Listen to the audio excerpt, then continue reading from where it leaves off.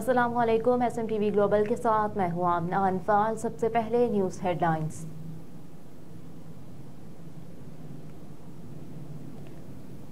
निगरान वफाकी काबीना का इजलास आज तलब। गैस की कीमतों में इजाफे की मंजूरी दी जाएगी। जराये के मुताबिक निगरान वफाकी काबीना का हम इजलास वजीर आजम हाउस में होगा, जिसकी सदारत वजीर आजम अनवारुल हक काकड़ करेंगे। वफाकी काबीना मुल्क में अमन व अमान और मुआशी सूरत हाल का जायजा लेगी। इसके अलावा गैस की कीमतों में इजाफे के इक्तसादी राब्ता कमेटी के फैसले की तौसीक किए जाने का भी कभी इम्कान जाहिर किया जा रहा है। निगरान हुकूमत ने गैस कीमतों में इजाफे और मकामी सतह पर तैयार शुदा पर सेल्स टैक्स बढ़ाने समेत IB के लिए 125 मिलियन रुपए इजाफी फंड देने की मंजूरी दे दी। प्रोटेक्टेड नॉन प्रोटेक्टेड सार्फिन कैप्टिव पावर प्लांट्स के लिए गैस की कीमतों में इजाफा होगा। प्रोटेक्टेड सार्फिन के लिए गैस कीमतों में 100 रुपए फी MMBTU, जबकि नॉन प्रोटेक्टेड सार्फिन के लिए गैस की कीमतों में 300 रुपए फी MMBTU इजाफा मुतवक्के है।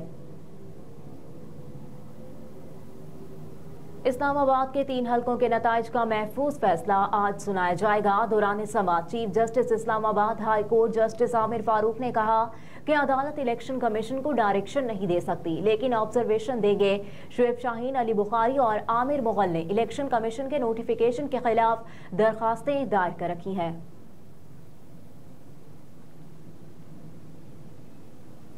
नवाज शरीफ की NA-15 मानसहरा से इंतखाबी अजरदारी की दरखास्त मंजूर कर ली गई। Chief election commissioner Sikandar Sultan Raja की सरबराही में 2 रुकनी बेंच ने नवाज शरीफ की इंतखाबी अजरदारी पर समाअत की। दौरान समाअत रिटर्निंग अफसर NA-15 मानसहरा ने अपनी रिपोर्ट इलेक्शन कमीशन में जमा करवा दी। रिटर्निंग अफसर ने जवाब में कहा कि हल्के का नतीजा फॉर्म 45 के मुताबिक मुरतब किया गया है। इलेक्शन कमीशन ने कामयाब उम्मीदवार का नोटिफिकेशन रोकने की इस्तदा मुस्तरद कर दी, जिसके बाद नवाज शरीफ के वकील ताखीर से पेश हुए। दरखास्त मुस्तरद न करने की इस्तदा की। इलेक्शन कमीशन ने नवाज शरीफ के वकील को दोबारा दरखास्त दायर करने की हिदायत कर दी।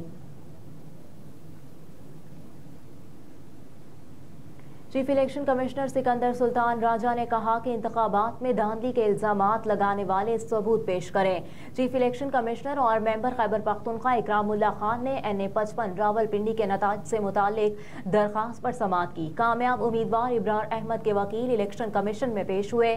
कामयाब उम्मीदवार के वकील ने कहा कि रिटर्निंग अफसरान NA-55 का हतमी नतीजा जारी कर चुका।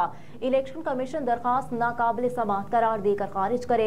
मजीद तहकीकात के लिए मामला इलेक्शन ट्रिब्यूनल को भिजवाया जा सकता है। दरखास्त गुजार बशारत राजा के वकील ने कहा कि मीडिया रिपोर्ट्स के मुताबिक भी NA-55 से बशारत राजा जीत रहे थे। चीफ इलेक्शन कमिश्नर ने कहा कि इलेक्शन कमीशन ने मीडिया रिपोर्ट्स की बुनियाद पर तो फैसले नहीं देने, धांधली नताइज में रद्दोबदल के इल्जामात लगाने वाले सबूत भी पेश करें। वकील बशारत राजा ने कहा कि सबूत इलेक्शन कमीशन के पास हैं। फॉर्म 45 खोलकर देख लें, दूध का दूध और पानी का पानी हो जाएगा। रहनुमा तहरीक इंसाफ और मारूफ कानूनदान बाबर अवान ने कहा कि मैंडेट चोरी करने वालों ने अपना चीफ नवाज शरीफ को चुना था, वो नून लीग का मैंडेट भी चोरी कर गए। मजीद कहा कि नवाज शरीफ जीते हैं तो बताएं अब वो किधर हैं। कई बार वजीर आजम रहने वाले फिर वजारत उज़्मा के लिए ट्राई कर रहे हैं। बाबर अवान ने कहा शरीफ बरादरान आजमाए हुए नहीं बल्कि ठुकराए हुए हैं, फिर भी इक़्तिदार से ललचाए हुए हैं। नवाज शरीफ पहले ही 4 बार वजीर आजम रह चुके। नवाज शरीफ को पहले 3 बार NRO के जरिए वजीर आजम बनाया गया। रहनुमा PTI ने कहा कि अब नवाज शरीफ का भाई वजीर आजम बन रहा है। शहबाज शरीफ 3 बार वजीर आला पंजाब रहे। उन्होंने कहा कि कोई जमहूरियत नहीं होगी जब तक कैदी नंबर 804 को रिहा नहीं किया जाता। जिनके खिलाफ मुकदमात थे उनको NRO के जरिए छोड़ा जा चुका। पेशावर हाई कोर्ट का अफगान ख्वाजा सिराओं को हिरासा न करने का हुक्म। पेशावर हाई कोर्ट में 16 अफगान ख्वाजा सिराओं को वतन वापस भेजने के खिलाफ दायर दरखास्त पर समाअत हुई।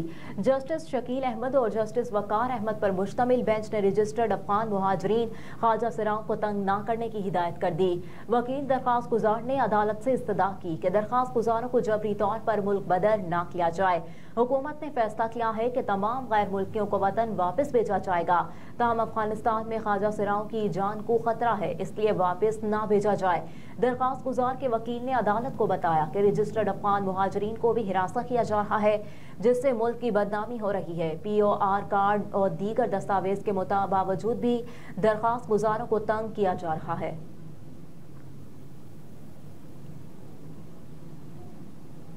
निगरान वज़ीर आला KP justice retired Syed Arshad Hussain Shah का मुख्तसर दौरा DI खान। निगरान वज़ीर आला के साबिक वफाकी वज़ीर अली अमीन गंडापुर के हुजरे आमद। अली अमीन गंडापुर से उनके वालिद की वफात पर ताज़ियत और फातह खानी की। निगरान वज़ीर आला का सोगवार खानदान के साथ दिली हमदर्दी का इजहार।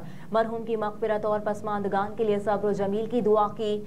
सोगवार खानदान के गम में बराबर के शरीक हैं। अल्लाह ताला मरहूम की मग़फ़िरत फरमाए और तमाम पसमानदगान को सब्र जमील अता फरमाए। सैयद अरशद हुसैन शाह। पाकिस्तान में सोना हजारों रुपए सस्ता हो गया। बैनुल अक़वामी बिलियन मार्केट में सोने की फी ऑन्स कीमत $33 कमी के साथ $2010 की सतह पर आ गई, जबकि पाकिस्तान में फी तोला सोने की कीमत में $3500 रुपए और फी 10 ग्राम सोने की कीमत में $3000 रुपए की कमी रिकॉर्ड की गई।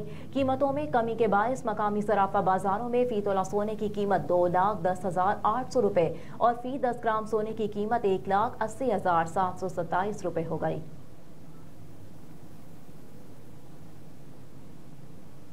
मोहम्मद हफीज डायरेक्टर कौमी क्रिकेट टीम के ओहदे से मुस्ताफी हो गए। ज़राए के मुताबिक मोहम्मद हफीज का कॉन्ट्रैक्ट 15 दिसंबर तक था। हफीज ने कॉन्ट्रैक्ट में तौसी के लिए दरख्वास्त दी, लेकिन उनके कॉन्ट्रैक्ट में तौसी नहीं की गई, जिस पर वो ओहदे से मुस्ताफी हो गए। इत्तलात के मुताबिक साबिक टेस्ट कप्तान को बोर्ड के आला ओहदेदारों के तवस्सुत से ये पैगाम वाज़े तौर पर दे दिया गया कि हर मुस्तकबिल करीब में उनकी खिदमत दरकार नहीं होगी। मोहम्मद हफीज को चेयरमैन ऑफिस में मौजूद नबीला और डायरेक्टर मीडिया आलिया रशीद से बार बार राब्ता करने पर हौसला अफजा जवाब नहीं मिल सका।